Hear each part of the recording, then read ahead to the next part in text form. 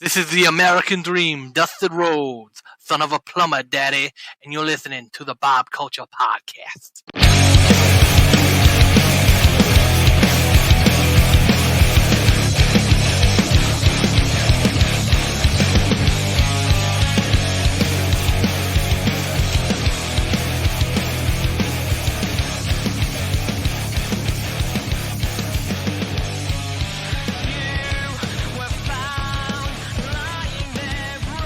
Welcome to Kimmy Culture Podcast. Kimmy. I don't know if you guys know what that is, but that's me. Hello, everyone. I am Kimmy Soulful, also known as the Goodest Sister. Maria Kanell's his protege, and about 1,500 million nicknames. But I guess I had to invite my best friends here to talk about AEW Grand Slam. So while my friend up in Canada decided to ditch me, because I guess he just couldn't deal with me hosting this podcast. Don't worry, Kyle. The next time that you're on a podcast with us, we're going to feud. We're going to turn heel. Don't worry about it. But I'll talk about one of my other best friends. He is lay editor-in-chief, Mr. Dad Instinct, an OG BCP member, and the true wrestling encyclopedia because he damn well knows way more wrestlers than I do, Mr. Bill Bodkin. Well, hello there. Yes, that's me, the editor-in-chief of the PopBreak.com, celebrating 12 years this month. That's why my hair is so gray and my beard is so white, because it's nothing but wonderful things and stress. Hey, guys. Well, you get to chill with me and talk about AEW. Isn't that fun? It's the best. It's the best time. It's the best timeline. I hope you guys enjoyed my free White Claw sunglasses I got this weekend covering a music festival. So it's going to stay on all night. They look fun. They look great. You have your mug. You're all set. But I guess now we have to introduce the person's podcast I am hijacking right now. He is the owner of the BCP and the CEO of Wrestling Fashion and a hashtag hater of spoilers, Mr. Rob Williams. What's up, bro? Thank you, Goodest Sister. I am happy to be here. Honored to have you manning the helm, captaining the ship, as they say. You're killing it in the business. And plus, you know, I don't have my Post-it notes with matches on them. I'm going to let you do your thing. Oh, it's the notebook. He doesn't have to do any of the work, but he gets all the views. I'll be doing all the listens. That's it. No, I'll be doing the tech, which is awesome. I'm going to try a couple things here. Guys, let us know if you can hear everything. And Kimmy, the ship is yours.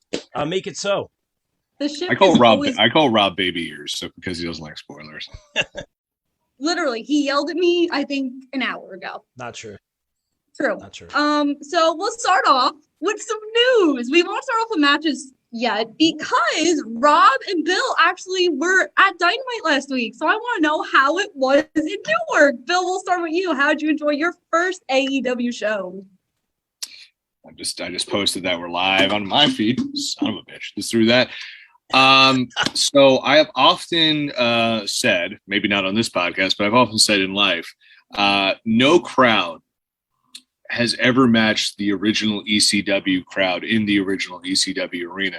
I was lucky enough to attend two of those shows, one being in August of 2000, and that, no matter ECW what crowd, was the hottest, most awesome crowd I have ever been to, and I have seen very many promotions try and duplicate that, but never fully get it.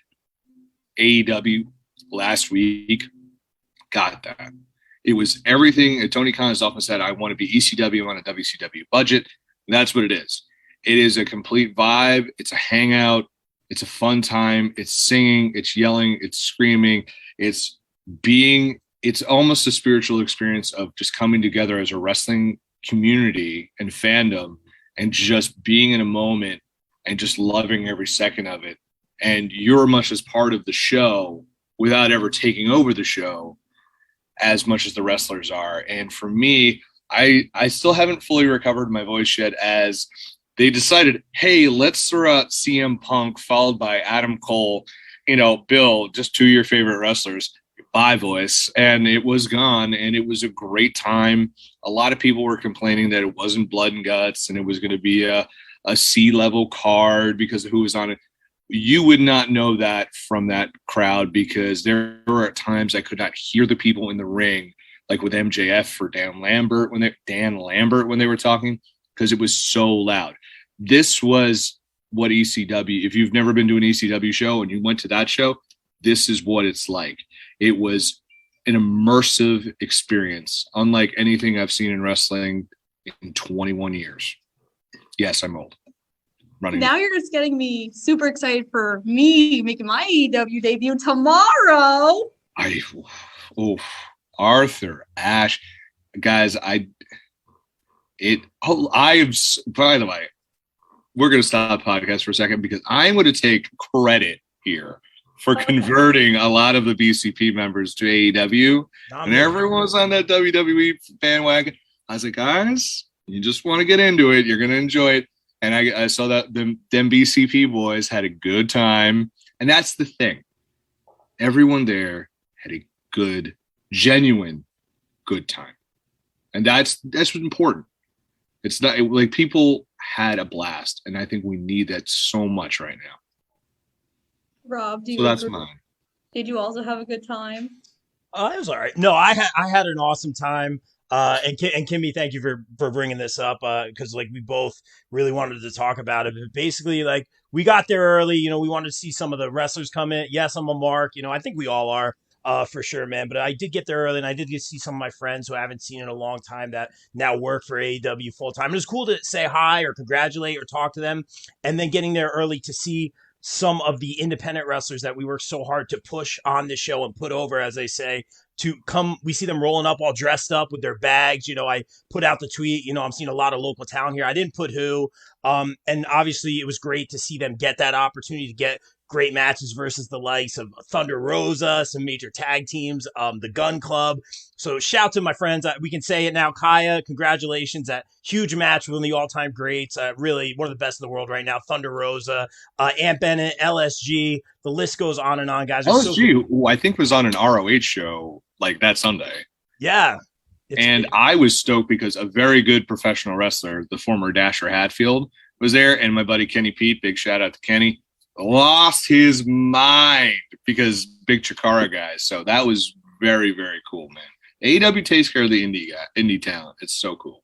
Yeah, absolutely. And real quick, guys, welcome to the chat. Michael, Summer, Kevin, everybody welcome in, guys. Please share the stream. But that being said, not only just seeing the indie talent, which was my favorite part, like it was cool to see like the big names come in. Very cool of Bryan Danielson to take pictures with everybody.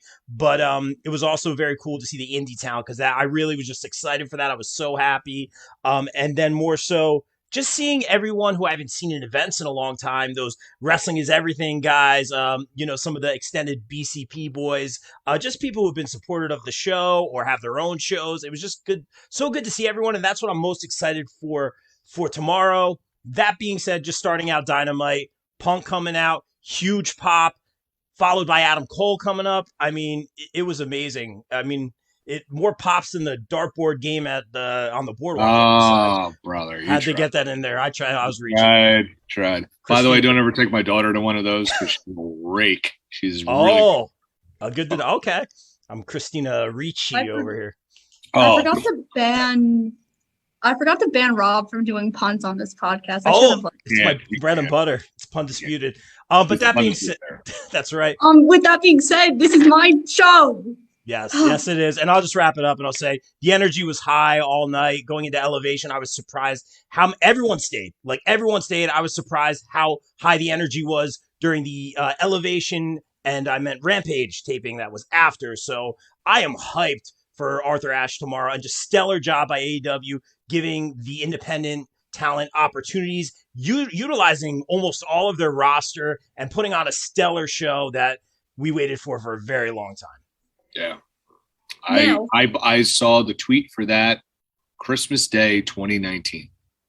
And we just had the show last week. That's how long this is. Cheers, brother. Cheers.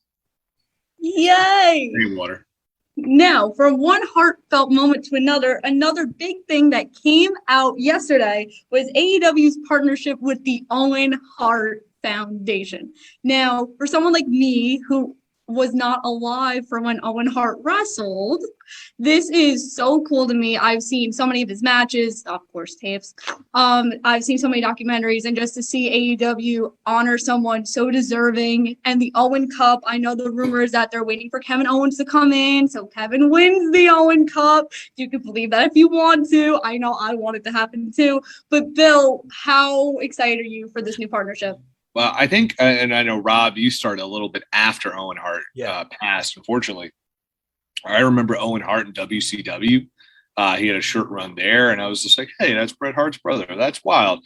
Owen Hart is – I never thought we'd see Owen Hart's name associated in modern wrestling if it wasn't associated with the WWE Hall of Fame.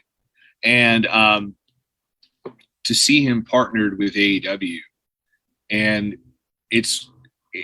we're getting merchandise, we're getting figures, we're getting him including in a video game, and the proceeds are going to his charity, which is helping kids in need, which is, I think, is amazing. The fact that, like, I could buy an Owen Hart t-shirt in 2021 and I'm helping kids out, I think is amazing. And the fact we're getting a tournament, huge mark for tournaments right here. I love a good tournament. And it's called the trophy's called the Owen, which I'm like, wow. And of course, what's cool is it ties into the Owen Hart character because persona, because he won the Slammies and he was the 2-time Slammy award winning. That's how the trophy has to be. It has to be like him holding 2 miniature trophies. Oh my gosh, I would love it. And I hope this becomes what is the equivalent of AEW's Crockett Cup, which was, for those who don't know, Jim Crockett Promotions was the predecessor of WCW, and they used to hold the Jim Crockett Memorial Cup. It's for their father, and it was a tag team tournament, and it was like an open invitational tournament. So you would get people from Japan, you get people from all over the world. So I'm like, someone said this on Twitter, hey, wouldn't it be cool if they did the same thing, since Owen Hart was an internationally renowned wrestler in Germany, Japan, Mexico, Canada, US, to open it up to everyone, and you do a tournament like that. I think it would be utterly phenomenal. But just the fact we get this cool tournament, and if we can make it a yearly thing, I was going to say a monthly thing, sorry, a yearly thing, I think is amazing. And the fact we're going to get Owen Hart stuff is incredible. And you got to have Bret Hart present that trophy. You got to have it. He presented the first AEW title. My dad's mad at me because I stole his idea with the Kevin Owens thing. No, I couldn't steal your ideas, buddy. Beth, brother, you have a good mind. And I'm sure he watched Owen Hart. Oh, he did. He watched the pay-per-view. He watched the pay-per-view where he died. He, like, ran downstairs to my mom to, like, tell her what happened. Thanks. But, Rob, what's your opinions of Owen Hart and within AEW?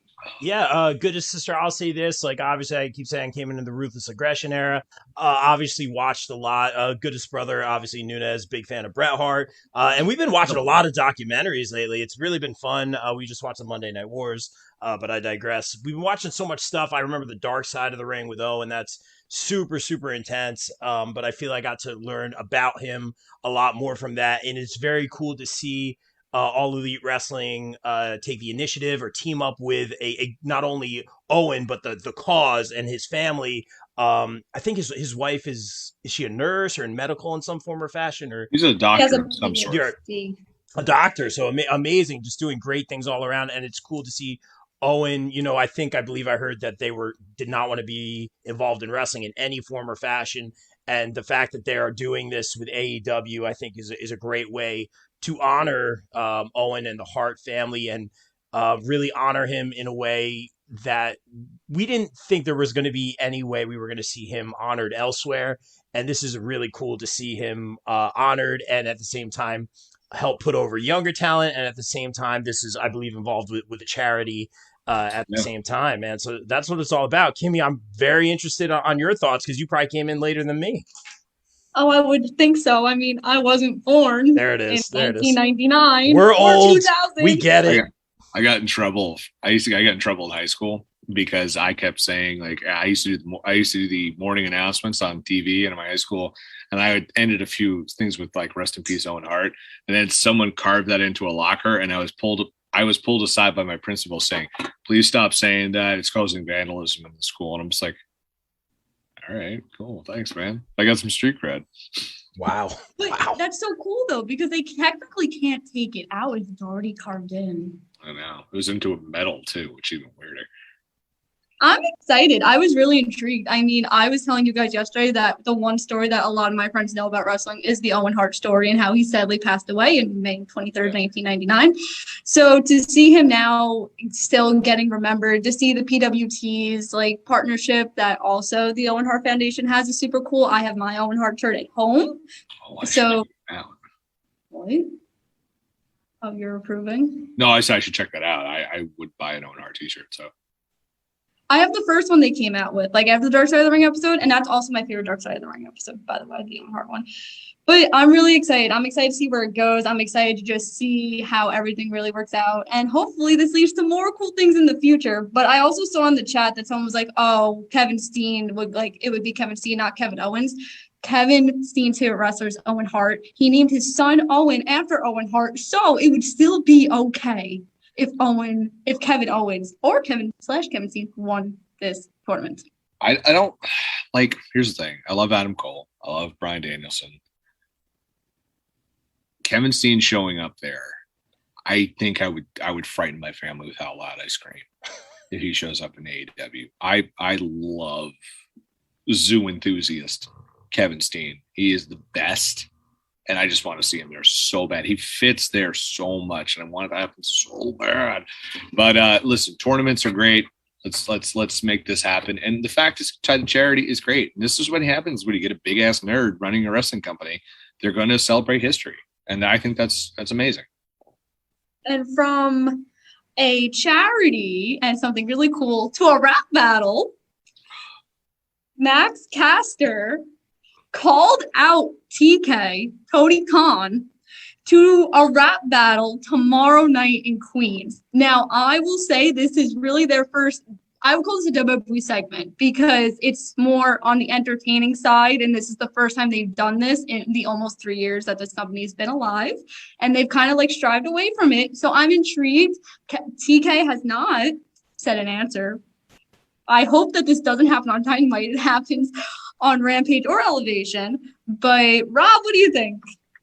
About the rap battle? I'm multitasking. I'm doing tech over here. I think this is a lot of fun because I think I was saying this to Bill or the boys yesterday. I love how TK usually stays off camera for the most part and does his thing. Like he'll have his commercials and his, spots on YouTube or maybe Dark or Elevation here or there, but he's really not on Dynamite all that much. They reference him all the time, and I really, really like that they do that. Although I will say this, at the show in Newark, he did come out and thank everybody, which is like School in September, full of class. He was great. I thought that was a very classy move for him to come out and do that. I think Bill's going to leave.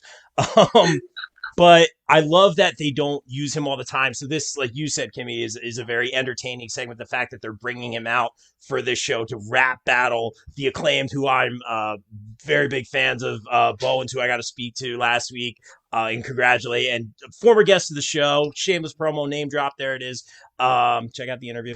But he's super nice, but I love what they're doing. And the fact that they handled the aftermath of the suspension of Caster with him reading the paper and kind of addressing it and not pretending it never happened, like we see a lot, and him being like, yo, you guys are really mean, and he's like, don't, like they have to get everything approved. I thought that was a brilliant way to bring him back into the fold. I think this is also like they're kind of confronting each other and everything. They tease that at Newark a lot. I think this is going to be a lot of fun. I'm really looking forward to this segment.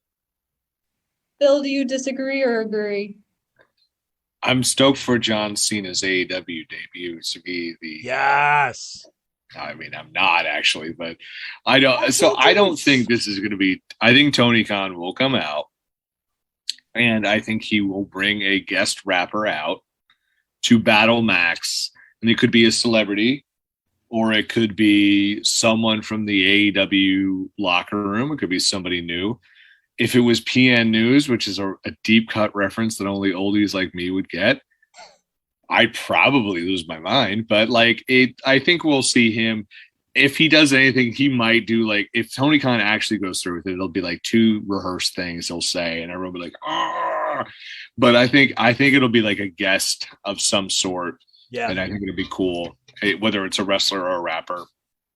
And I think like because we saw in Newark and like the varsity blondes, they got involved, but I would love it. It was someone really random came from the locker room, just came out and just started spitting bars, and you'd be like, "Oh shit! Like who knew this person could do it?"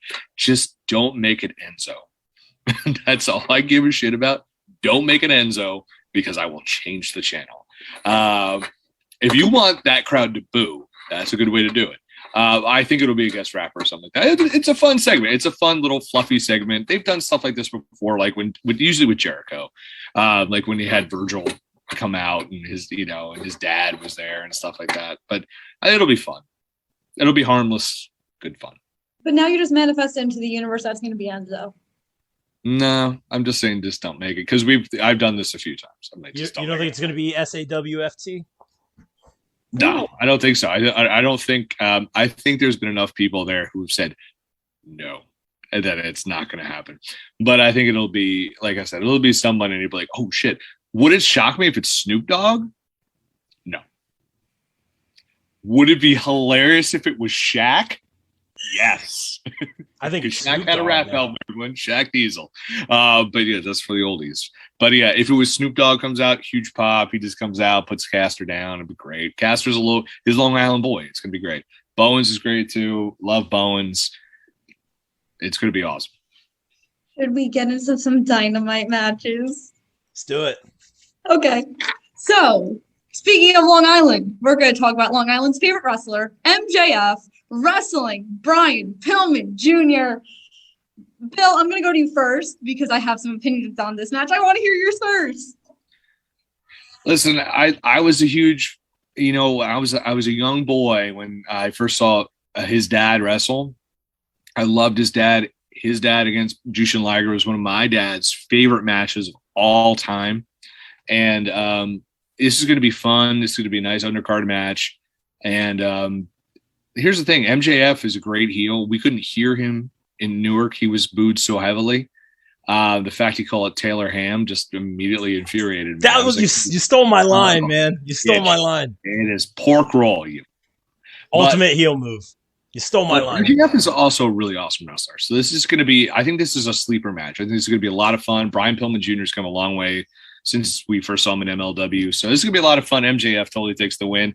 And I think we pivot into eventually MJF and Darby Allin because everyone seems to be in the Pinnacle, which is a faction we've all kind of is still hanging around, is fighting Darby and Sting. So I think MJF is going to get involved with Darby after this. But this is a fun match. And I love the fact they're showcasing Pillman because it's just like, AEW's done a great job, I think, of just being like, these are the guys for the future. Rob.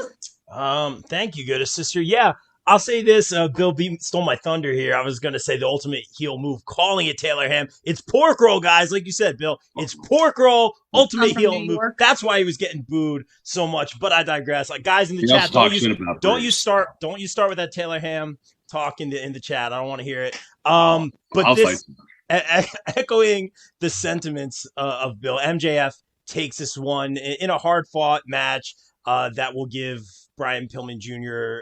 Some shine. It's going to be a great match. I think this is going to be not an easy win, but an easy pick here for me, for MJF to win this one. And that's all I got to say about that.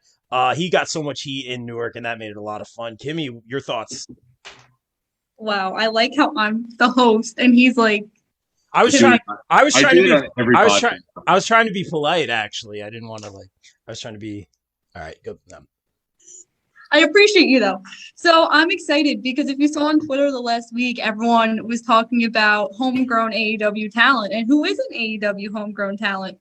And I feel like that's what they're building Brian Pillman Jr. to be, the next AEW homegrown talent. And I'm really excited that he's actually showcased. And I wouldn't say he's separating himself from the Varsity Blondes, but I consider himself more Brian Pillman Jr. and the Varsity Blondes are kind of over here, just lingering, doing whatever. But that's also because Dark and Elevation, that's where they're chilling over there.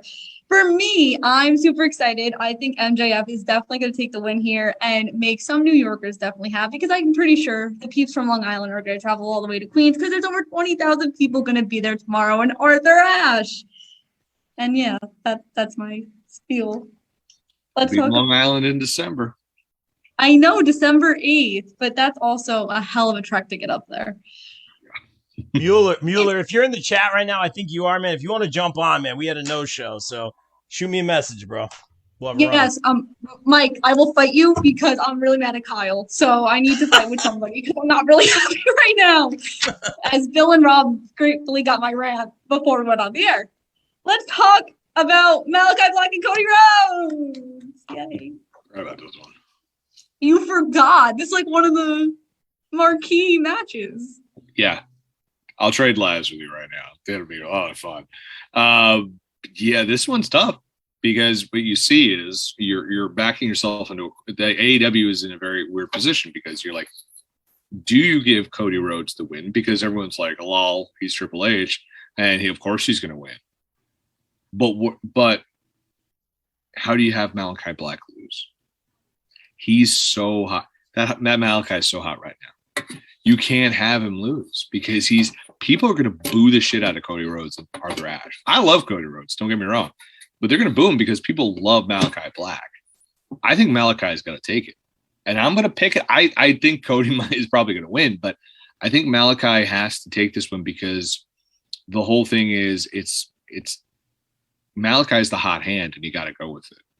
Where I don't know where you go with Malachi if he loses. Because here's the thing. If Malachi Black walks against any of the top talent, Punk, Omega, Bryan, Miro, and he just stands at the top of that ramp, that's an automatic main event right there. He loses, I don't know.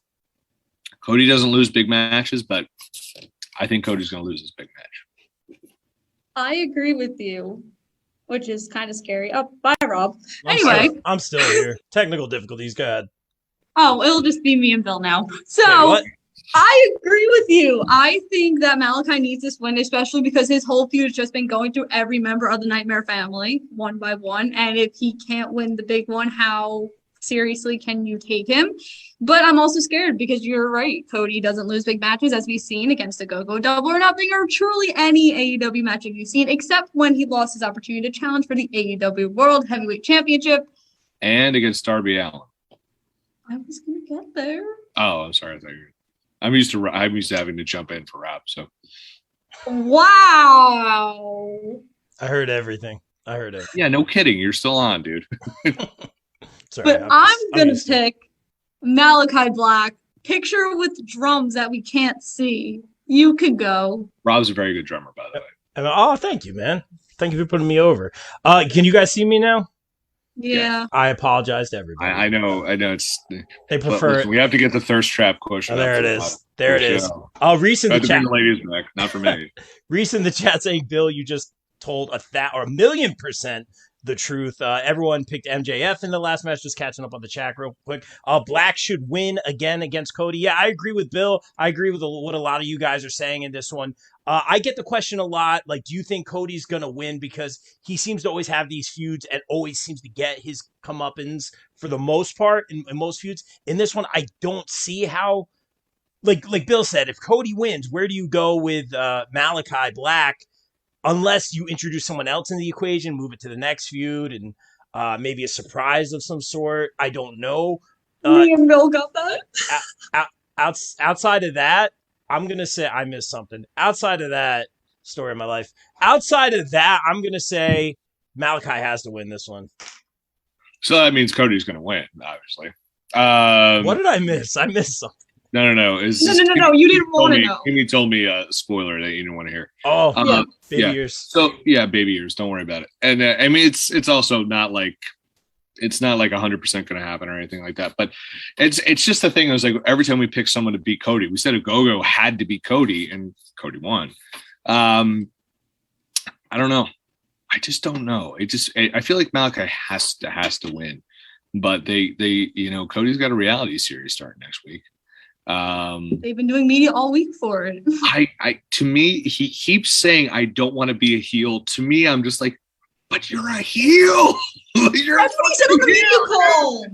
He was like, I don't have a heel bone in my body. I'll never be a heel again. And I'm like, bro, really? He dresses like Homelander from Amazon from The Boys, which is on purpose. And I'll quote the We Watch Wrestling podcast, which I think he is literally playing 4-dimensional chess here. Kenny Pete, I hope you're watching this and you'll pop for it, is because he's playing this, I'm the good guy, but he's really the bad guy. He doesn't get it. He thinks he's the good guy, but he's really the bad guy. And he's been doing this, planting these seeds all along. And I really want to see that because I think there's one thing about Cody Rhodes. Everyone wants to take a dump on Cody Rhodes. Here's the thing. He's smart. He knows things. How does he know things? All in. AEW. He's not a dum-dum. He's a smart guy. So I feel like something's going to happen here. And, like, if he wins a third match against Malachi, I'm fine with that. Like, if he does, like, a first blood match or something like that, that's cool. But I think Malachi Black has to win this match because you have, despite Punk, Brian Cole, and Ruby Soho coming in, Malachi Black is super hot. He's more over than he's ever been. You can't derail that. And his wife should have followed him to AEW. Anyway, moving on to Bill's favorite wrestler, Fun Dad Sting. Fun Dad Sting! I was so mad. I really wanted Bill to yell that last week at Newark. He did. He said you didn't. Oh, I mean, it wasn't much of a yell. I did have a voice. Like, Fun Dad Sting! Oh. He is Fun Dad Sting. He's having his best. He wasn't living his best life in Newark. I'll tell you that. He definitely is. So we're gonna have Fun Dad Sting and my dad's favorite wrestler Darby Allin, which is not true, but you know he'll. I was gonna say, really? No, he hates Darby Allin and Orange Cassidy. You need to talk, Bill. You need to talk to Seth. He needs to like get in line. I don't understand. But they're wrestling FTR, and I'm really excited because the rumors that FTR was not going to be a tag team, and now they're not. They did retire. I guess the injury wasn't too bad, and I'm really excited for this. Bill, go first. I'll see. My dad commented, absolutely not. He understood the joke. So this is another tough one, and I love the fact it's tough. Like they got so much heat on Sting and Darby. Oh, well, FTR got so much heat by taking Sting and Darby out. Like I think it was a shocking moment where it shouldn't be. I've watched wrestling for 30 plus years. It's just like Sting took a spike pile driver. And normally it'd be like, oh yeah, he took a spike pile driver. It's just setting up for next week. But we were all like, holy shit, Sting took a spike pile driver at 60 years plus old with a bad neck injury. So it's like, you're like, oh my God, what happened here? And so this is going to be just such a good match. I mean, this is Styles Make Fights. This is a Styles clash if there ever was one. And FTR wins because they get to be in the ring with Sting, even if they lose the match. So I'm stoked for those guys. But I ultimately think I think Sting and Darby are going to win because, like I said before, ultimately this is going to lead to Pinnacle versus Sting and Darby and friends. And I mean, if we ultimately get a Sting, Darby, Mox, Kingston versus the Pinnacle feud, Merry Christmas to me early. It's going to be great. So I do think Sting and Darby are going to win this match. This is going to be awesome because what's going to happen, Darby's going to get knocked around by FTR. Sting's going to come in. He's going to do all his Fun Dad stuff. And it's going to be really great, and I can't wait. It's going to be so much fun. I am so excited. This is, I think, the match. Yeah, Omega and Brian Danielson, of course. But this is the other match I'm so excited for on Dynamite. Because it's just like, who picked this match to ever happen? 3 years ago, independent wrestler Darby Allin, probably never wrestling against Sting, and two dudes from the WWE. The Revival. The former Revival, who were shaving their backs with the Usos. I mean, come on. It's like, let's go. Let's make this happen. I never did because it sucked. So but I mean, and that's not the Usos don't suck. They're great. But I mean, that angle sucked. But I mean, I'm just saying, like, this is so cool. This is happening. No pun intended, Kimmy.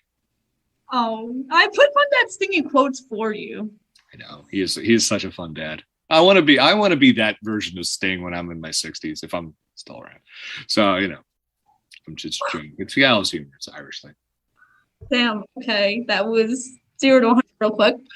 I'm going to go with Fun Dad Sting and Darby Allin because I think it's just incredible that Sting's wrestling again because of, something that happened in WWE, but we're not going to talk about it. I think that Darby and Sting are really over with the crowd right now. And even though FTR technically does kind of need a win, they've kind of lost a lot, but whatever. I think Fun Dad Sting is going to be over with Arthur Ashe and the whole New York crowd, and Darby's just going to have fun. It's just going to be such a fun match. This is my sleeper. Bill said MJF and Brian Pillman was. This is my sleeper. I think this match is going to knock it out of the park. Rob, your turn. Yeah, I think this match is going to have more spots than Cruella's wardrobe. FTR is going to hit a lot of their spots, and I think Sting's going to get some stuff in. Bill's out. But I'll say this. I've really been interested in tag team wrestling. I've echoed those sentiments over and over again on the podcast. It's really exciting to watch. Seeing Darby and Sting come out together, taking on a team like FTR. This is going to be a really not fun dad. I'm seeing Fun Dad Sting in the comments, by the way, guys. Hashtag Fun Dad Sting. Let's get it trending, guys. But I got to agree with you guys. I'll go Darby and Sting for the feel-good win here. That being said, we always talk about on the podcast, when is there going to be dissension between them? When's that point going to come? Are they going to fight? Because that's what happens with every tag team, as we've been trained to kind of know, and I'm glad that it's not going that route. That being said, this is a very big show, and I feel like a lot of stuff is going to happen, but I don't see any sort of dissension here. It could happen, but I am going to go with, Darby and Sting. I think that's a safe pick. We haven't disagreed yet. This is kind of scary. Don't worry, we will. Ooh, oh, no. Okay. Oh, I have no idea what the match is going to be, but I'm sure we will. You're going to disagree with me about talking about my role model? Oh. Yeah, I just might. No, you won't. You won't. Yeah, I don't think so. I think that my DMD is going to win and retain her AEW Women's Championship against Ruby Soho, because the destination might be New York, but that doesn't mean the destination means that she is going to win the title. That was so good. Whew. I think that Britt needs to win. They need to. Bill's really disappointed in me right now. Oh, I'm doing the Britt face. But you make that face at me when you're disappointed in me too. Well, listen. Projection. Let's go. I think Britt needs to hold on to the title for not well over a year. I think she needs to hold on to it for a really long time because she's really just elevated the women's division to this whole new level. And even though I think Ruby can do it too, I just think that Ruby kind of needs to build herself up a bit before she defeats my role model. I mean, Thunder Rosa still needs to rematch against Britt for that title as well. Thunder Rosa on the virtual signing was calling Britt out. So... And I need to stay loyal to Thunder, but I'm going with my DMD, my role model, Britt Baker. Bill, disagree with me. This is a pivotal match for the AEW women's division. I'm going to tell you why. No matter who wins and who loses, the person who loses this match is too big to just be on elevation.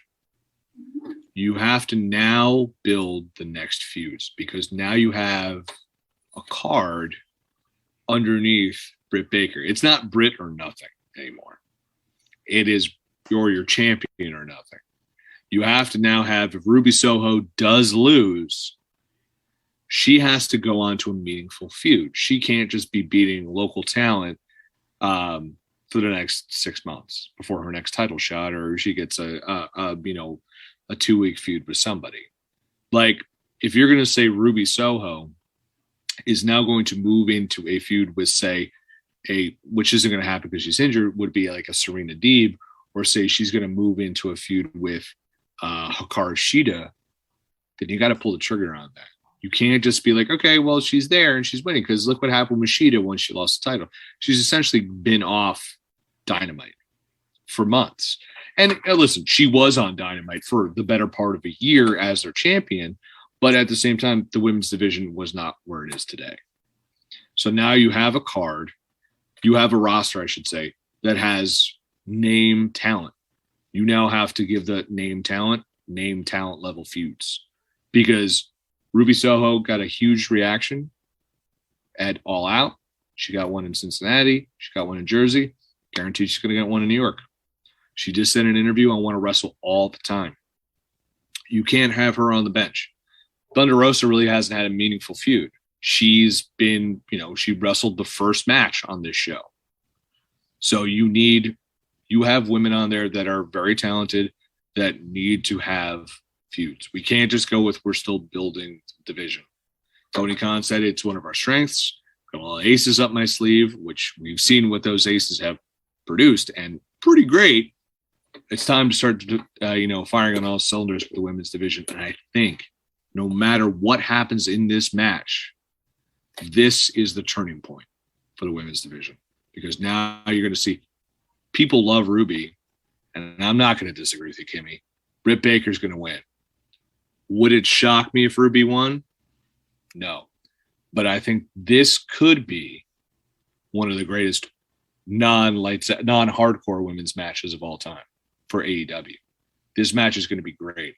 Ruby Soho is motivated as all hell to do this, and you don't invest in a talent of this level, give her a mainstream song, and promote her on posters to have her do nothing.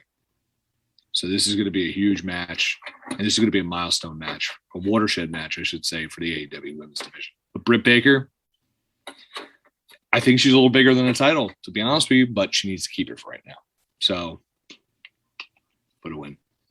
See, Bill just explained why any wrestling company needs to invest in a second women's title. Here's why I disagree with that. Right now, because you need to do exactly what I said. You need to have the track record of having good women's storylines. Then you introduce it. Because now you have the traction. You have more than just Anna Jay, Tay Conti fighting Penelope and the Bunny. You have everyone involved. Now everyone's involved, just like the dudes. The dudes all have stuff to do. The women need all stuff to do too. So if they're involved, you get the next title. Boom. There you go. I think Rampage is definitely going to help out with that and the two other shows they have going on. Rob, are we making it 3 for 3? Are you also picking my role model? Well, I'll say this. I'm looking at the comments as you guys talk. I see Ruby wins on a DQ because Jade or Nyla attack her. I could see a DQ ending. I hope not, because this is a no. Yeah, we're not doing it. That's what you beat me to it. I don't think that's a smart idea. A match of this caliber, Ruby's first singles match here, I believe. Correct me if I'm wrong. She just won the Casino Battle Royal. So she wrestled on Rampage against Jamie Hayter. She did. That's it. That's why I said correct. No, that was just. Was that? Or I thought it was. Oh, yeah, that's right. You're right. Yeah. That there's so much wrestling, guys. But that's why I'm the host, guys. This is true. You're not wrong. But that being said, so much to say. Bill referenced a lot of interviews with Ruby Soho. Listen to Talk is Jericho with her. She talks about how she got that song, how she got the name. Great interview. Chris Jericho, thank you for the retweet. I very much appreciate it, sir. Shameless promo, but I'll say this. Bill's going to leave. I already know it. Not for that. There's plenty of other things I could have left for. Yeah, no, I'm surprised you're still here. Bill's leaving because I'm hosting this. No, it's wrong. Not. The Cruella de Vil thing almost. You know what? I got to write a review of a music festival. So what's going on, guys? Oh, man. No. Anyway, what? Oh, where are we? So yeah, so Ruby taking on Britt. It's like Bill always says, like the easy pick here is Britt for a lot of reasons. It doesn't make sense for her to lose the title this early. But like Bill always says, AEW always has you questioning your pick, because I could see Ruby winning this here and getting that huge pop, and I'm okay with it. That being said, let's not forget about the outside factors. Jamie Hayter, Reba. I think DMD's got to win here, but if Ruby wins here, it would be an unexpected surprise, and I'm very okay with that. It could go either way, but I am going to agree that DMD holds the gold until they have another match. That being said, Thunder Rosa needs to be on Dynamite a lot more. She's killing it on Elevation. It's great, but we need more Thunder Rosa on Dynamite. That's just my opinion. I'll tell her personally. Yeah, there it is. I need more matches involved with blood involved in her. I went like chain matches. I want all sorts of stuff. She's just gonna kill it. You should have told me like yesterday. What is I fucking don't have time for things. Let's go to our main event, the dream matches of all dream matches. Kenny Omega versus Bryan Danielson. There is no title on the line. I think we all need to say this again. There is no title on the line. which means that Kenny could lose. That's it. Which means the American Dragon could win. And I'm picking the American Dragon. And I'm kind of scared. But I'm picking Brian. I think, first of all, the letter that Brian wrote today to WWE was the most class act thing I've ever seen somebody do, ever. To quote a lot of stuff Rob and I have said, not surprised. And usually it's with negative shit. But I'm not surprised he did that. He's a fucking good guy. Bill tells me that every day, guys. I tell him something, he's like, not surprised. That's fair. But anyway, so I'm picking Brian. I think Brian needs a huge win since this is his first AEW match. This is his first match since his loss to Roman Reigns on SmackDown in June when he got kicked off SmackDown. Yeah, see? So I'm picking Brian. I think this is going to lead to a bigger match for the title. I'm assuming maybe our whiskey drinking cowboy might come out at the end. I guess we'll see. Bill, I'll let you talk about the possibility of your favorite wrestler making a return to our trash tomorrow. Man, this is so hard. I've been thinking about this match, man. I think Kenny Omega's going to win. Oh. Or it's either Kenny wins or it goes to a draw. That's my dad said. Because it's just like, man, it's so tough to pick because it's just like, Brian winning would be so easy, and everyone's like, Brian won. Of course, Brian won. He's a new guy. He's WWE, all that shit. I'm just get rid of that for a second. Daniel Bryan does need to win. It's his first match. But does Daniel Bryan need to win? He's Bryan Danielson. It's American Dragon. I've been waiting to call him the American Dragon for 10 years. Does the American Dragon need to win? No, he doesn't. He's the American Dragon, one of the greatest wrestlers of all time. In the ring, and I could see there's going to be shenanigans. Do I think Hangman shows up? No, I don't think he does. I think we need the Dark Order to really explode before Hangman shows up. And I think that has to happen on Dynamite, and I think that happens in Virginia, where Hangman's from.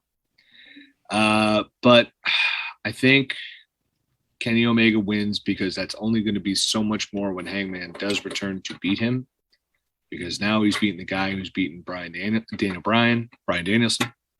And then Brian Danielson says, remember me, cowboy. I'm the guy who's going to come for that. Maybe Brian Danielson wins it then. But ultimately, I think it's going to be Kenny Omega is going to take the win. This match is going to be incredible. It's just weird for me to actually think it's happening because 6 months ago, he was headlining WrestleMania. We haven't seen anything like this in 20 years plus. And I saw that guy. You guys didn't see it. I did. I'm sorry. No. It's not saying like that. It's just like, I've seen this happen, but it still doesn't make sense. I saw Hulk Hogan jump to WCW to fight Ric Flair. And I saw Ric Flair jump to WWE to fight Ric Flair back in the early 90s. But this still this makes less sense to me because it's happening so quickly. And it's just, I almost can't fathom it. But the fact we're getting it is just showing you that wrestling is just incredible right now. So it's like that. And listen, I'll put WWE for a second. Big E winning the title. I've been wanting that for years. It happened. Great. Awesome. I love it. That's showing you how great wrestling is right now. But I'm going with Kenny Omega. So I'll ask you this before I get to Rob. Do you think anyone is coming out tomorrow as a surprise, like we've been saying on podcasts in the past leading up to this show? I don't think there's anyone. If anyone was going to show up, I always thought it was going to be Ric Flair, and I don't think that's going to happen now, nor should it. But is anyone going to show up? No, because the three guys, I'm just thinking guys, by the way. I'm thinking gals right away because there is one gal who I'd love to show up, but, she's pregnant and working in NXT right now. Is Candice LeRae, Rob. Candice LeRae. I got there. I was like, shit, Rob, come Congratulations, on. Our favorite. Congratulations. Oh, it's the best. That gender reveal. Oh, so good. Okay. He's like, should I make a prison video? Is that what I should do? And I'm like, oh, you son of a bitch, you genius. But anyway, regardless, I don't think so. I just really don't think so. If we see anything, I think it's involved on Rampage with Moxley. I don't know if it's a person as much as a video, but I don't think we're going to get anyone from like, I don't think we're going to get a Bray Wyatt. I don't think you're not going to get Steen, obviously, or Generico, or you're not going to get Gargano. Like, those are the big names. I don't see anyone who's been released, unless the only people I could see would be the Iconics, the Inspiration. I'm sorry. That's it. I mean, that'd be great. But October 2nd, meet them at Legends of the Ring. I'm sorry. Go. Island, New Jersey. 10 minutes from my house. So it's, I'm at a wedding. I know. So it's like, that's the only ones I can't see someone huge showing up right now. I just don't see who those are, nor do they need it. I don't think you need it. You had 4 huge debuts. I don't think you need it. Rob, who are you going with in the dream matches to close out our historic Dynamite? Man, Bill brings up some really great points as always. I'll say this. The first guy to get there and say, I'm going to put someone over, just from, this is my opinion from what I've seen on television, is going to be Daniel Bryan, or Bryan Danielson now, but as we've seen it as Daniel Bryan putting so many guys over, I think everything changed. Man, I'm going back and forth. I'm arguing with myself right now. I think everything changed when Kenny Omega lost that Impact title, because I didn't think he was going to lose anything. I thought he would keep getting more gold, but we saw a weakness in his armor. Then you see him continue the feud with Christian again. That's obviously over now. But we see that Kenny can lose. It's not like a Roman Reigns thing. The fact that this match isn't for the title, I think, changes everything. And I love that it's not for the title. Daniel goes, it isn't about the title yet. I don't think Bryan Danielson goes in there and goes, I want that title. Da, da, da. He wants to fight. Just like he said on the microphone, he really wants to fight. That being said, it's his first match there. You send him home happy, give Bryan Danielson the win. But, man, it's tough. I think it's almost more about the match than the winner or the loser. It really is. I mean, it's one of those things where when you see a really good match, like, yeah, you do remember who wins and stuff, but like, you really just remember the match. And I think this is going to be one of those. And I hate to build up expectations so high, and then you see something where they're running low on TV time and it's cut short, or there's commercials and it ruined, like, whatever it is. I can see them going over. Yeah, I hope so for something like this. This is a big show, man. They've been doing so much media. There's going to be so much. You don't need to see the accountant for the 50th time. You could cut into it. I'm sorry, but this is so tough to choose. I could see it going either way, but knowing Bryan Danielson, not personally, but just knowing how he is, I think it's about the fight. I don't even think this is a passing of a torch necessarily, but I think Kenny Omega wins this here, even though it's not for the title, which changes everything. I still think Kenny Omega wins this, and they kind of move on from this and go somewhere else. I don't think it's like the rematch because that's what they did with Christian. I don't like it when they like redo things. I think Bryan Danielson is here to wrestle and to wrestle everybody, and he is not afraid to take L's, and he loves the business, and I think that's what this is about. That being said, to answer your second question, Kimmy, I do think somebody comes out. I will go the other way because they've been taping this show forever. I don't know who it could be or why it could be somebody else, but I will say, I don't know. That's a good one. That was a good. I like that. A lot of people in the chat are asking if the 90-day. I don't know. Like, seriously, what's up with that? There's varying reports. There's rumors. Who knows? I don't know anything. That being said, we don't know. But I think, send them home happy. Obviously, there's going to be a Rampage taping after this. There's going to be some great matches on that. But Rampage is going to be a 1 hour Rampage before, 1 hour Rampage after. Oh, okay, that's how they're doing it. I wonder how Elevation's going down. Because I want to see. I want to see some of my friends. All right. Well, anyway. Who knows? You'll see me tomorrow. I'm stoked. I can't wait.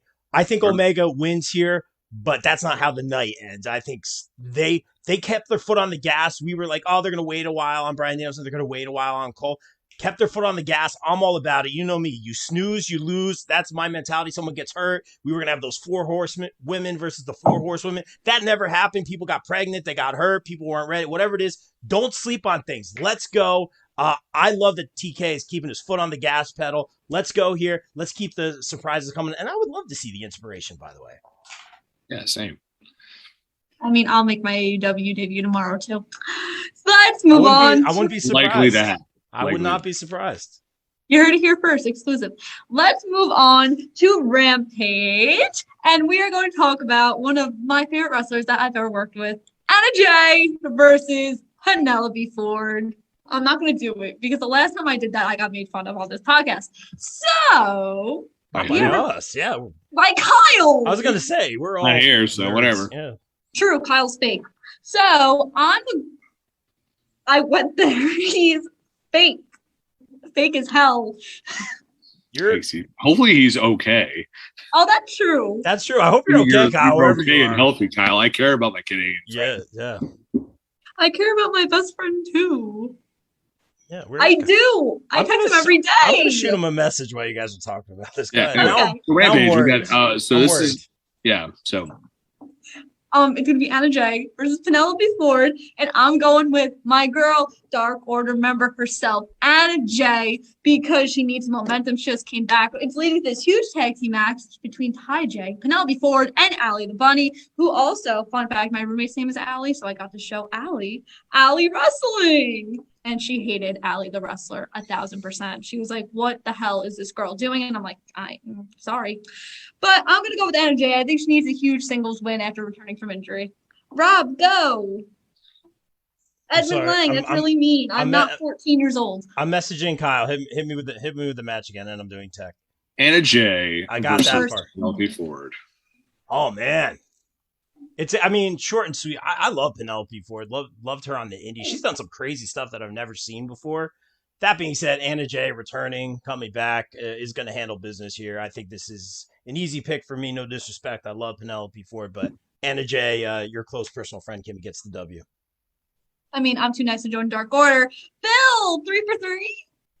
I mean, the Dark Order is just about supporting. I mean, it was about supporting friends, especially their buddy Hangman, and they told him, hey, we're here to support you. Now it's splintered, it's in disarray, and it sucks. But because listen, Cole Cabana's trying, guys. He's really trying. He is concerned dad, Cole Cabana, like I am concerned dad. We're both very stressed on lots of things. But yes, this is gonna be fun. Jay, like it sucked that she got taken out of action for so long, but it's great to see her back. She's definitely going to win this one, and you need to again.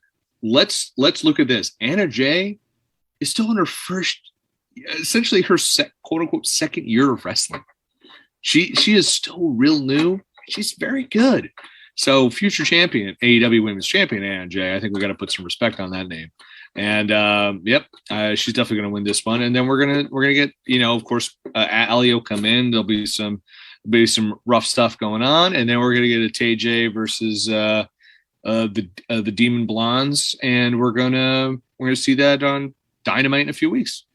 I think we're gonna see it the next week in Rochester. So -1 can accompany Ty J to the ring. Oh yay! I can't even talk about that show. That's gonna be an emotional show. I'll come back to you on September 29th. So, from a singles match to an 8-man tag team match, we have Rey Fenix, Penta, Santana, and Ortiz versus Private Party, Tip's favorite tag team, and the Butcher and the Blade. And actually, Allie and the Blade are celebrating their wedding anniversary today. So, happy anniversary to you. Bill, are you going with the Faces or the Hardy household? Well, so I'm going to go. I was originally going to think Hardy household, but you can't do it because Santana and Ortiz, hometown dudes, they're going to win. It's going to be awesome. But what's going to happen is Santana and Ortiz, once they win, I think they're going to get on the mic and say, Lucha Brothers, those belts are coming to us. And I am all for those guys. If you ever watch those dudes at Impact, They were great, but if you can hunt down the AAA Invades New York show, which I was at with my good buddy Kenny Pete. We were up in the press box at the Hulu Theater, which is adjacent to Madison Square Garden. They tore it down. They have great chemistry as a team. That is your full gear tag team title match right there. So I'm going Team Cero Miedo. They're going to take it. I was trying to come up with a really creative tag team name for them, like we did the last podcast, but I have a really good Jurassic Express one. Rob, Big Wheels is on the show. Yeah, where was? No, I know, but Jurassic Express with cages. Oh, that's pretty good. Thank you. This is Rob.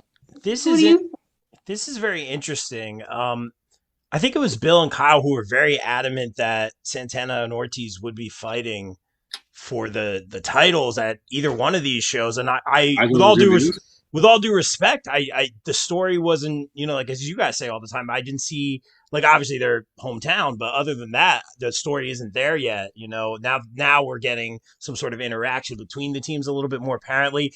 That may be the end result. Here is the friction. Does that mean the Hardy family, Big Money Matt Hardy crew is going to win here? No, I don't think so. I think this is going to be a lot of fun. I'm going. Dude, how crazy over was Santana and Ortiz in New Jersey too? Yeah, right. I thought they should have been on the main. They should have been on Dynamite, I felt. They're on Rampage. So yeah. Did you say? Yeah. So I mean, every time they came out, it was massive reaction for them. So when are we getting this Orange Cassidy, Matt Hardy hair versus hair match that they've been leading to that is essentially going nowhere? I think in Philadelphia. Okay. So nice. I think Orange Cassidy's going to come out after this match because Matt Hardy's going to be in the corner of his family because, that's what a good family man does. And I think that they're going to do a little stare down thing. But I'm going with Team Faces. This should be really fun. This is one of the matches I'm really looking forward to out of all the tag team matches that we have on Rampage. They should really just rename this like Tag Team Rampage instead of Grand Slam Rampage because I think there's only 2 singles matches out of 6 matches on the card. But this should be fun. All 8 people in it are extremely talented, and I'm really excited. We'll go to Punk. Punk and Hobbs! Send Hook! Send Hook! We tried starting a Hook chant. Didn't work. It's like Hook. Let's do it. I'll do it tomorrow. So I'm actually... Brian Danielson was talking about Hook, and he's like, I go to Hook to find out what's cool. And everyone's like, fucking... A friend of mine was like, do we ironically like Hook or do we actually like Hook? I'm like, both. Both. My dad's so mean. Oh my God. What do you say? I want to hear it. What do you say? Hopefully Orange Cassidy will come out before we get into Arthur Ashe so I don't have to see him. Spoilers, Seth. You're going to see him. He's over. You just need to sit down with my dad. I'm telling you need to have this conversation with him. So I'm going to pick Powerhouse Hobbs. I think this is the time where Punk puts the younger guys over. And Bill's going to yell at me for picking that. So Bill can yell at me. I am to yell at anybody. So, man, I can, Kimmy, I really can see your pick. Here's why. Because I'm not going to say I agree with it, but CM Punk has talked about wanting to wrestle Powerhouse Hobbs. Ultimately, I think this is a Ricky Starks CM Punk feud. This is going to be a hell of a match because Hobbs, man, I've been watching him for a while. I saw him on the IWTV mixtape done by this guy, now ring impresario Jay Rose, and talking about how great he was. And I've been watching him for a while, and he has got exponentially better. This is going to be a super fun match. But I think Punk's going to win because I think this show is going to be about sending people home happy all around. And Hobbs is going to beat the crap out of CM Punk in this match, but Punk is going to eke out the win, and we're going to lead to a Ricky Starks match. And I think that because Ricky Starks still has to finish his feud with Brian Cage, and we still need to keep going through that. And I think then it's going to be Punk, and it's going to be Punk and Starks. And I want to see Starks beat Punk. That's who I want to see beat Punk. I want to see Starks win. But I want to see Hook beat Punk. Listen, don't get my hopes up about stuff that I don't think is going to happen anytime soon. But I mean, Hook is an absolute treasure. We need to protect him at all costs. I think Hook should choke out Sabu to avenge his father's loss at any time, because we need to make that happen. So I think Hook should go through anyone who's ever beaten his dad and just choke him out on Dynamite. By the way, if that does happen, you obviously are watching the Bob Culture podcast, Tony Khan. Just give me a job. But I mean, anyways, I joke. I'm a professional journalist. Hire me. But I think like we definitely I think it ultimately leads to Ricky Starks. So that's what I want to see with CM Punk, because those promos are going to be beyond Thunderdome great. So, but Punk all the way. I will say Bill is one of the best editors I ever know, because he makes my work sound so good. Rob, are you going with Punk or Hobbs? I'm going with Punk, no question. But Nunes and I have been talking about this for a while. He's like, why is he fighting Hobbs? And you go right to Team Taz. It's interesting. Obviously, you have Punk taking on the big man, the strength. I don't need to spell this out for you guys. We're going to see a very, impressive showing by Punk. No doubt in my mind, he looked great versus Darby. That being said, I feel like this is the gateway to something else. It gives Punk a match to work with younger talent. If Bill said, I guess he wanted to work with Hobbs. We talk about him constantly. Oh, that's great. That's great to hear. Well, there's your answer. But I think this is the gateway to something else. I don't think this is moved through Team Taz feud. I could see them going that way. That Ricky Starks thing does intrigue me a little bit, but I don't think this is moved through Team Taz kind of a thing. Even that Taz interaction with Punk, and I love both. Well, I'm not a huge Punk guy. I know I say that all the time, but he's great on the mic. But the interaction between him and Taz felt a little forced. It wasn't as organic and they're both great on the mic. So I think this is kind of the ends to a means, and I don't think it's going through Team Taz. I think this is going somewhere else to a bigger, no disrespect, like to a bigger caliber match, where Punk maybe, like Punk versus Adam Cole, whatever it is, maybe it is that, but I think Punk is going somewhere else with this. This could be very interesting, and I don't think we know what it is yet, and that's by design. I don't see them go through Team Taz. That being said, long story short, even though I already told my long story, I got to go see Punk to win this one. Here's why I'll disagree with that, just because I think AEW doesn't need. Obviously, we're doing Omega Dragon real quick, but I think with Punk, I don't think we have to rush through a lot of stuff. I think like he wants to work with Hobbs. He says he definitely wants to work with Ricky Starks. So I think if Punk is like, I don't mind like the big names being separated to be like, okay, Punk's over here. He doesn't have to deal with the Elite. He doesn't have to deal with Pinnacle. So he's going to be over here. He's going to be doing this thing, and he's going to elevate these guys. Because I think the thing with Hobbs is, I think Hobbs is going to look real good in this match, and everyone's going to be like, oh, this guy's a real tough son of a bitch. Because I guess if you haven't been watching AEW, you would have known this already if you have been. But I think that's what it's going to open a lot of eyes for Hobbs.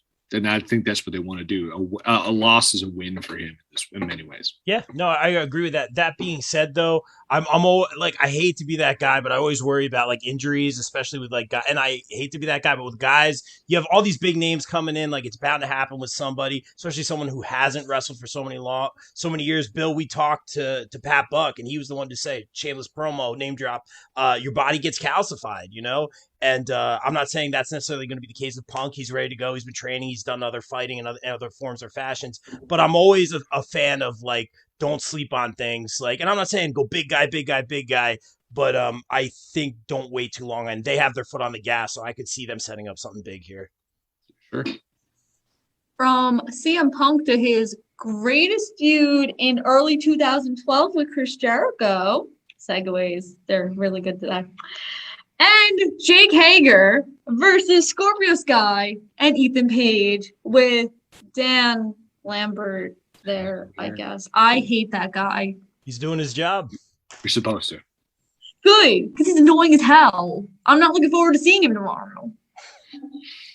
But, what? He's got heat. Yeah. I know, but like, he's annoying. I'm going to go with Jericho and Hager because I feel like I'm picking a lot of faces, and now I'm like second guessing myself. But I think that Jericho needs to win after the momentum he had with MJF. He fought for his career and he saved it. So now he needs more wins. And, Hager's been gone for 15 million months, which is always a good thing. So I'm going to go with Jericho and Hager for Bill to now pick Men of the Year. Men of the Year are going to win. You know why? Jake Hager's going to turn Chris Jericho. Oh. Remember, this is a Bellator guy. He's an MMA guy. Oh, you're so right. You're so right, bro. I know. I'm doing the Britt Baker. You're just like. I literally did the Britt Baker. Sorry. If you watch that whole time, Hager's smiling. You got to give it's easy to pick against Men of the Year because it's just like, what if they won? And every big feud they've had, they've lost. But to me, you don't bring Dan Lambert in. You don't put all these MMA people around them. Just have them lose. Men of the Year are going to win this. Hager is going to turn on Dan Lambert. On Chris Jericho, because we need to break the inner circle up. It's just time to go away. Stop it. I know the inner circle is going to be great this year. Sam Guevara said it. No, Jake Hager doesn't need to be in. He doesn't need to be in the inner circle anymore. He needs to be with Men of the Year. Give them more heat. They have a heater now. They have a faction here. And Jericho in the inner circle versus Men of the Year. Let's go. I think it'd be great. And that's what I want to see happen. I love Ethan Page. I love Scorpio Sky. Have them win. They need a big W. Let's go. I wish I could get a round of applause from Rob. Oof. Rob, do you agree? It's taken a long time. Every time I'm always everyone else has got a great opinion but Bill on these podcasts. So I got to take a W where I can. Wow, man. I was going to go with Jericho's team on this one, but you are so right, Bill. I'm so glad I did not pick first. Oh, the shades are coming off. You are so right, and I hate myself for not seeing it. This makes so much sense. We talk about the Pinnacle. We talk about the Inner Circle being together yet separate. When FTR came out, still had the Pinnacle entrance. But again, they're all doing their separate thing, which is cool, but they've been doing their separate things for so long now. I get that question all the time. Are they still together? And they are, and they address each other. But we talk about Santana and Ortiz hunting for the tag titles. We see Sammy in the TNT title picture. It makes so much sense. There's so many moving parts, and this accounts for all of it across the board. We talk about Jericho getting rotated out. I see people talking about the Cruise in the chat. It just makes so much sense. I hate myself for not seeing it. This is this is telegraphed. It went completely over my head like most things. Bill, you are so right. And for that reason, I'm going to pick Ethan Page and Scorpio Sky, who do need this win, man. And it just works on all cylinders. That's the soundbite, Bill. You got it, man. Well played, sir. It's the NFT right there. That's the NFT right there. My predictions suck today. So you don't know. You don't know till you see it. You don't right. know. You're usually more right than we are, so please. Well, Mike's not here, so that gives me I was gonna say Mike Mueller's not here though. I heard him call me out on the last podcast. Excuse me, sir. Fight forever. Don't pick Ty Conti. That's such a horrible pick. Wow. Yikers. Yikes. I hope I see him on Thursday for Extreme Rules podcast. So Shameless promo. Oh, you mean just the regular podcast, the regular pay-per-view with no actual Extreme Rules matches? No, they made Roman Reigns Finn Balor an Extreme Rules match. Yeah, because people were complaining probably. I don't know. I'm not trying to be disrespectful, but there were no Extreme Rules matches on there. No, but thankfully we're not talking about that freaking card, and we're talking about a way better one. Let's talk about the Young Bucks and my second favorite wrestler, Adam Cole. By the way, Rollins is not on this Extreme Rules card. That's horrible. Versus Jurassic Express with cages. We are continuing what you said that was so good before. It still is. I know. I just want to bust your chops. He's so mean. I had such a rough day. Treasure. I'm going to go with Young Bucks and Adam Cole because it's the first time in 4-5 years that they've teamed together. Right, probably, yeah. Yeah. And I think that they kind of need this win a little bit more than Jurassic Express with cages. Rob! I'm super excited for this one. This might be the one I'm most excited for, like for that taping or for that whole night of Dynamite and Rampage. Adam Cole and Young Bucks, man, that's going to be great. Jurassic Express has been amazing, and their tag team stuff has just been so good. I want to see more of them and Lucha Brothers. I want to see some sort of triple threat with them and the Bucks. But this match with Adam Cole and the Bucks, man, this is going to be. I'm super hyped for this one.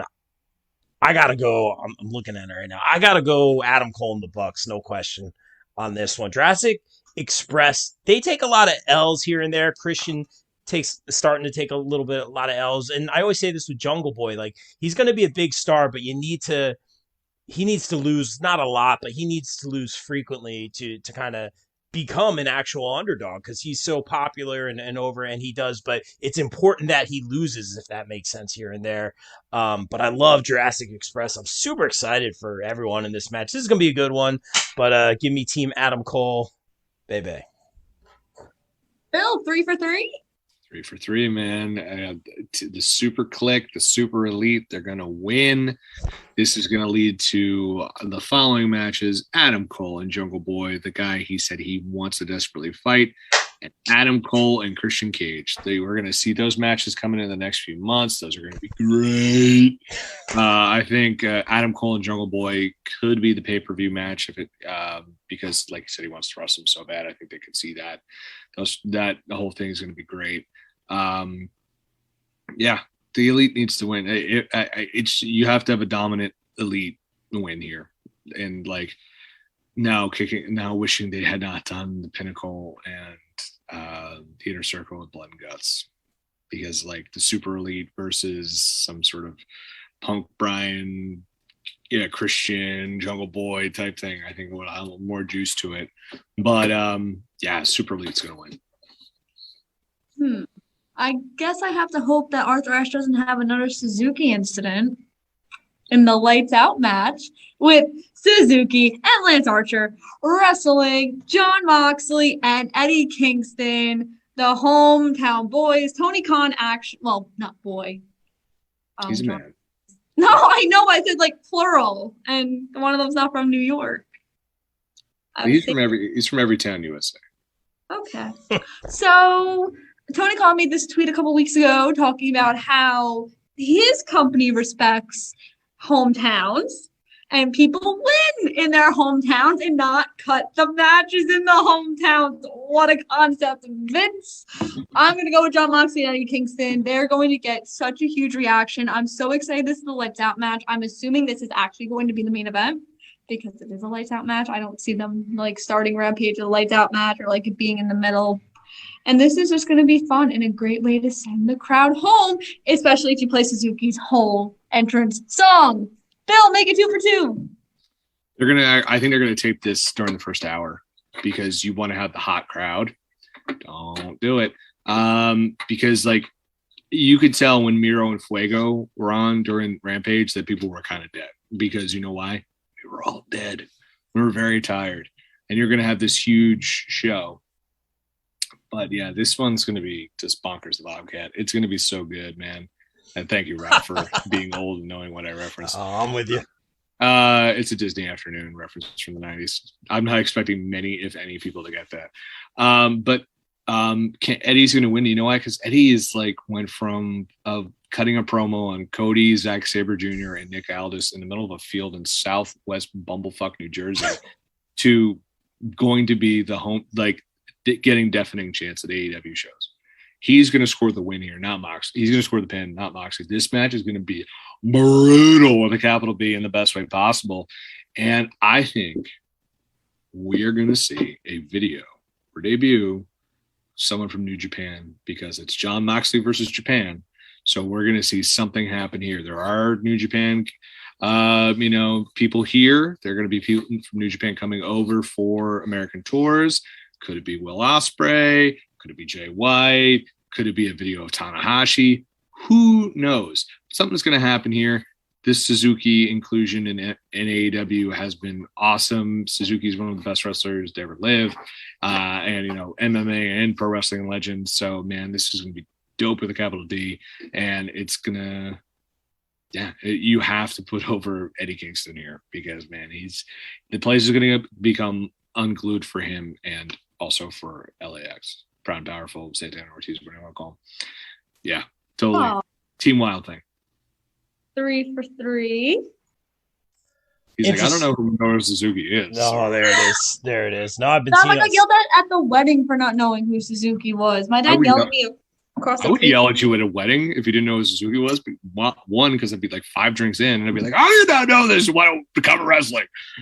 He's murdered grandpa. No, I've been loving what I've been seeing from him, obviously live in person last week and then on the pay-per-view and such, and Dynamite and all that. A lot of comments in the chat saying this match could be a bloodfest. Very interesting. I'm going to go the other way. You remember when you guys all yelled at me for picking Lucha Bros to win the titles? I think I'm going to get yelled at again, but I'm going to go the other way because I think Lance Archer needs this a little bit more. And I like what I'm seeing from the glasses are off. Everybody dies, Bill. I think they need this one. I don't think Mox or Kingsley, the whole hometown thing. Like I try not to look at it that way. Like, yeah, we think of wrestling that way. It'll break your brain. Yeah, exactly. And I like that TK acknowledged it and put that out there, but that shouldn't automatically be gospel. Like, if you're in your hometown, you're going to win because that takes like the fun out of it. But I like that he addressed that. That being said, I'm going to go the other way. I don't think this is going to end the night. I think this is going to be, like you said, to get the crowd hyped, but it's going to be a great match. Like we were talking about earlier, it's about the match, but I think Lance Archer needs this out of anyone in there. Do you think they're going to move forward with this tag team of Suzuki and Lance Archer, or is that just me? I think Suzuki's kind of going on a retirement tour currently. Okay, because they just put them together. He's doing a lot of indies in the U.S. I don't know if he's going to retire because he should have. I mean, that guy could kill people for the rest of his life. He's like that brutal and grizzled. Ah, God, he's like a bad steak, grizzled as all hell. Maybe I'm wrong. A lot of people in the chat are saying it's a one-off. Yeah, it could not be. But the question is, where do you go from here? If they win, does that put them in line for tag team title shot? And you get Lucha Brothers versus Suzuki Goon. I mean, that's a great match. Not yet. But I mean, Rob, it's not a bad argument at all. I mean, you could see them winning and going on doing stuff. Suzuki's here through October. Yeah, exactly. I see this being like they're a team. Mox doesn't lose anything from this. He's already beaten Suzuki. Kingston has gone from faction to faction, back to another faction to faction with Mox, not with Mox. Commentary to like he was no disrespect, but he was very much needed on that Elevation commentary team, and he adds a lot to that. And yeah, man, I got to stick with my pick here. I can't change direction on this. Bill yelled at me if I change my pick, and I'm going to stick with Suzuki. Lance Archer, I'm going against the grain here. Then I want you, if they win, I am going to give you a list of matches you have to, of Minoru Suzuki, you have to watch that. Virtual handshake. Done deal. All right. And if they lose, I mean, you're just wrong. As usual. He was wrong mostly the last podcast. It's okay. There it is. Ernest takes over and Kimmy buries Rob. Ernest? I think being a heel in Kyle's D Federation is corrupting my brain. Anyway, it is. Did you see my promos? They're so good. I love the poem. The poem was great. I got to start doing some video promos. That was great. I wrote that during class. Nice. I was bored.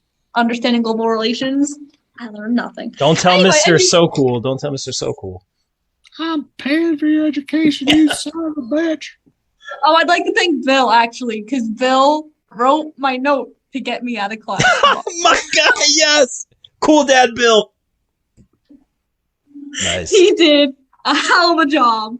So thanks, Bill. What did the teacher say? Oh, I went up to, so he didn't answer my email. So I went up to him and I was like, oh, you got my email, right? He goes, yeah, about the wrestling thing. Yeah, you could go. And I'm like, I was going anyway. Sometimes no matter what you say. Permission. It's 2 weeks into the fucking semester, bro. Like it's a final. I mean, do I really need? Ooh, so Kyle fell asleep. That's why he's not here. Okay, well, he's okay. He's safe. Sean Spears were on this show. He wouldn't have fallen asleep. There it is. He's safe. So I'll be really nice to him because I'm gonna put him over. Because he's on my shameless promo list, and I feel bad. So I'm gonna put him over. So before we get to the three of us, if you want to kind of figure out where Kyle is or what Kyle does, you can find him on the No Holds Barred Network. There's a bunch of stuff on there, including myself. You can find the All Elite podcast where they talk about Rampage, BT, Dark, Elevation, Dynamite, and a whole bunch of cool stuff. Me and Tip are actually going to be there tomorrow, which is even cooler.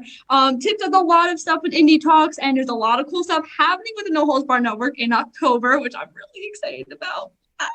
So make sure to do that. Kyle also runs an E-Federation, which I'm a part of, and I'm a mega heel there. So if you thought I was heel here, I get 10 times worse in there. And I yell at people, and I yell at Kyle, which is always a fun time. So make sure to check that out at MastersGaming_ on Twitch. You can also follow him. You can follow him at The Real Kyle Masters on Twitter.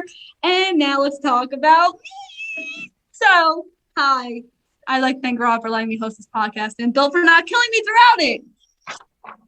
No. Staring daggers through you right now. Doing great, Kimmy. You really are. So you can follow me at Kimmy_Sokol. My last name is literally right there, SOKOL. Or Kimmy Talks Wrestling on Instagram. And like I said, you can find me on No Holds Barred Network. I review Raw and NXT and AEW and SmackDown. And tomorrow, we're switching it up because I'm not doing a review. I'm going to take you guys with me to Grand Slam. I'm going to vlog my entire freaking day.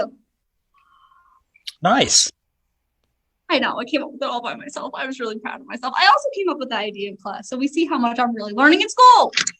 But some other cool stuff I do, you can please go to Legends of the Ring, October 2nd in New Jersey.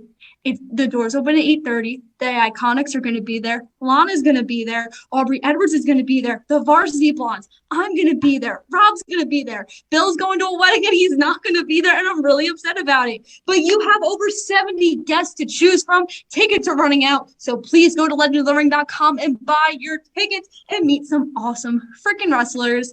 Virtual signings, we have a bunch this week. We actually have Madison Rayne and Taryn Terrell on Friday. Sonny's on Thursday, and then you have me. Sonny, as in WWF Sonny, or Sonny Kiss? WWF Sonny. Do you see how I'm not working that one? Who else you got? May Valentine and Camille are doing one together. Oh, wow. I know. And there's a bunch of virtuals next week for Legends of the Ring. Aubrey Edwards. There's the virtual with Lana, Marina. I'm actually working every single virtual on Saturday. So the beautiful people, Extreme Expose. Please check all of that out on EastCoastAutographAuctions.com. And I also write for thepopbreak.com. My article's coming out tomorrow about Dark Side of the Ring. And I write a bunch of cool stuff on there too. I wrote a really cool article talking about why WWE's Women's Division is going backwards. I sent it to Bill, and I really hope it gets published soon. And I hope he approves it. And you can also find me here. I predict podcasts, and I'm mostly wrong, and I mostly fight with a bunch of people, but that's okay. And yeah, that's kind of my spiel. Thanks to Best Friends for being here with me and sticking through me with an hour and a half. Bill, tell everyone about thepopbreak.com. You must follow me on Twitter. I am at BodkinWrites, WRITES, where I'm just talking about wrestling, but most importantly, I'm retweeting and talking about stuff from thepopbreak.com. Follow us on all forms of social media, which I'm going to get to in a second. We are celebrating 12 years, like I said earlier in the podcast. Yes, Rob. So just for the people who can count. I also thought you just did this, and I'm like, that's 7. And then I realized I don't have my glasses on because I got lights in my eyes right now. So anyway, thepopbreak.com, we cover movies, television, music, comic books, pro wrestling, anime, digital trends, all sorts of great stuff. We just covered the See Here Now Music Festival in Asbury Park, New Jersey, headlined by Smashing Pumpkins, featuring NWA owner Billy Corrigan, at Billy on Twitter, which is always just really funny that he's at Billy because that's weird. But it's also featuring Pearl Jam and a whole bunch of other cool bands like Billy Idol and Group Love and all sorts of cool stuff. So to check that out. I'm writing the review. Al Manarino will be took the photos. They're all awesome. You can see those photos right now on our Instagram at The Pop Break. You can follow us on Twitter at The Pop Break, or you can go on our Facebook /popbreak.com, all spelled out. Of course, I'm also speaking of Al Manarino. He and I host a podcast every single Friday. It's called the Socially Distanced Podcast, which is a pop culture podcast hosted by two dads. We're going crazy during the time of quarantine. You can follow us on Apple, Google, Anchor, and Spotify. Of course, we also have a whole radio network on there, which you can find Pop Break TV and The Winner Still Is, the Breakcast, and the Way Too Early Oscar Predictions Podcast. on all those platforms I just talked about. And yeah, thanks for having me. And I'm always on here talking AEW because people don't like when I talk WWE because I got too negative. So I appreciate every time you're on a WWE panel with me. I was like, it sucks. I mean, every time you're just on one, Rollins just happens to lose. I don't know if those correlate with each other. Rob, tell everyone about the Indies and the Bob Culture Podcast and a bunch of other cool things you do. Oh, well, I wouldn't go as far as saying they're cool, but I appreciate that. And I'll echo this. Sorry, I'm multitasking. Echo the sentiments here in the chat. Great job hosting, Kimmy. I think someone's trying to come in. Should I let him in? Yeah. All right, we live, bro. So I hope you're not in scared. your jammies. But let's see if we can get him in here. This is live. Dead. That's about right. Yo, we're live. We're live, bro. We're live. Are you ready for this? There he is. Sleepyhead. What's up? Hi, Sleepyhead. It's good to see your face. We're glad you're alive. Yeah, I was concerned that maybe you got in a car accident or something. You guys can't see the lights off. There's a couch back there. I was lying back watching with Samuel Jackson with King Kong. King Kong Skull Island, which is always on before and after Dynamite. Yeah, completely passed the fuck out. You were watching the podcast and fell asleep. I'm used to it. I'm so sorry. I woke up to like 50 messages on my phone. Like, oh no. I had other people text me going, "Are you alive? Did you die?" No worries, bro. No, thank you for checking all in. All the worries. Guys. My quick prediction is tomorrow is gonna kick fucking ass. Okay, that's my prediction. I'm gonna ask you this question because I want to know one match. One match that you. There you go. Omega. Yeah. Danielson. That's what I want to know. Who it's you his boy. It's his boy. No. He's a fair and balanced ice talk hockey guy. Sorry, I just grabbed the hoodie. He's like, I have no shirt on under here. If Rob said that, there'd be like 5,000 like ladies on there, like, tell us more, Robert. I was rocking the wife beater, and I need to look professional. Okay, you said Omega and Bryan. I think it might be a draw. We heard that too. Someone else said that. Yeah. I think they're a draw or Omega. But I wanted to say tonight too. Don't be surprised. Coffee time. Don't be surprised, son, if they don't open the show tomorrow. Oh, I see. For time reasons. Yeah. And give them the full 20 whatever minutes they're gonna give them. They end with the rap battle, or I think they end. Nice, I heard about that. I think they end with. They could end with Britt and Ruby. Either that or the Moxley tag team match. That's on Rampage. Oh wait, it's on Rampage. Rampage. Just woke up. Don't yell too loud. Oh wait, Kyle. By the way, or Cody Rhodes is back. He wants a spotlight. Get him the main event. Stop hating on Cody Rhodes. Kyle, by the way, if you watch this back, I totally didn't call you fake. I didn't say I hate you. I was totally nice to you the entire time. All right, so I don't have to reach up there. All right. It's collecting dust. I haven't took that thing down in a long time. It's now starting to collect dust. No, but best friend, I put you over, and I did your entire shameless promo. She did. Thank you, Kimmy Sage. Thank you. And I talked about that, and I talked about how bad of a heel I am. Thank you. Yes. Go back to sleep, baby boy. No, I had this like vision in my head that they're gonna open with that match. I think it's gonna be great. I think what I'm most excited for to see is how it's gonna look with the crowd. Oh, the 20,000 people. They said they compare it to WCW at the Georgia Dome. Oh, and that's like a crazy the rushed Goldberg Hogan thing. Yeah, when they could have waited and done a pay-per-view and made like a shit ton of money.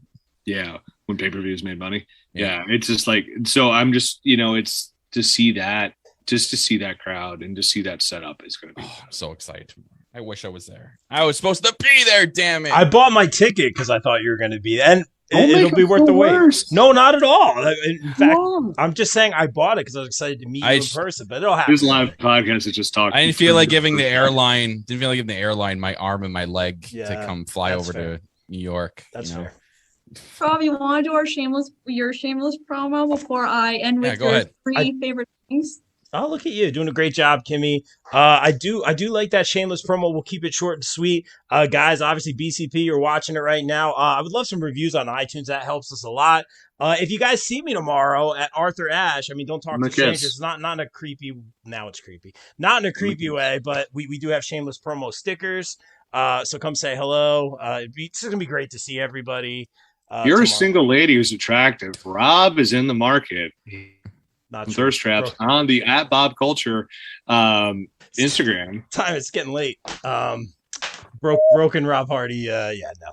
But Kimmy, great job. Cover a GQ next month. Not true. I appreciate it though, bro. Worthy son of a bitch. There he is. Make sure you guys subscribe on Twitch and YouTube, all that good stuff. BCP, Bob Culture Podcast across the board. Kimmy, excellent job. Get us out of here. Okay. Oh, Kyle, thank you so much. Even though you missed all of it, and I got like I said, I didn't totally call you fake or a heel. I didn't yell at you. It's true. Thank you. I actually got yelled at halfway. You should have yelled at me. Maybe you would have woke me up. I did. Yeah, I know you did. I got them So many times. But All right, I'm gonna send it home. no, I got it on the thing. There's a notebook. Stay positive and take care of one another. We out. Peace.